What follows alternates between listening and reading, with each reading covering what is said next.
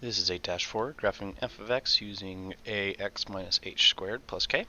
Your objective today is that you will graph quadratics in the vertex form. This is the warm-up for 8-4. So if you have not accomplished these four warm-ups yet, go ahead and pause the video and get them done, and then you can resume once you think you have it.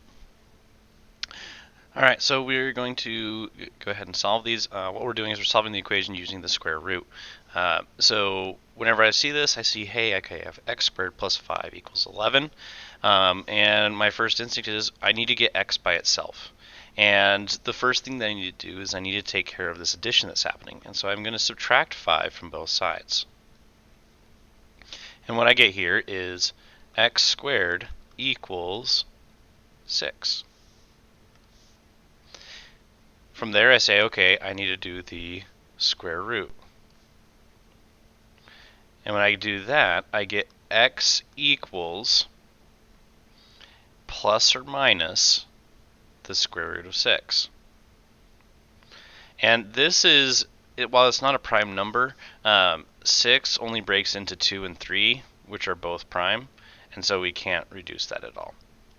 If you had a calculator, you could plug in square root of 6 and you'd be able to find a plus and minus answer. Okay. Let's go to number 2. I start off by saying, okay, I have x squared minus 8 equals 10. I need to get rid of this minus 8, so I add 8 to both sides. And so I get x squared equals 18. From there I say, okay, I need to get the x squared by itself, so I need to do the square root to get rid of that squared.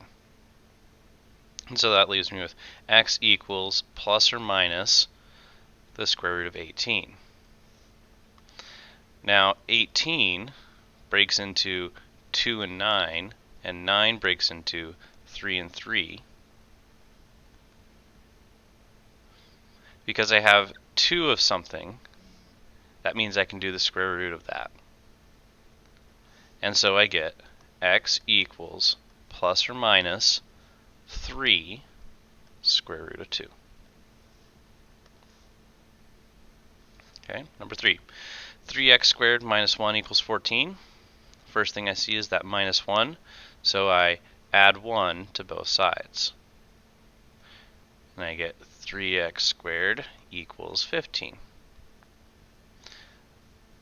My next step that I see is I see that I have this 3 with the x squared, and so I need to divide by 3. And remember, we're just following order of operations this whole time. And this equals 5.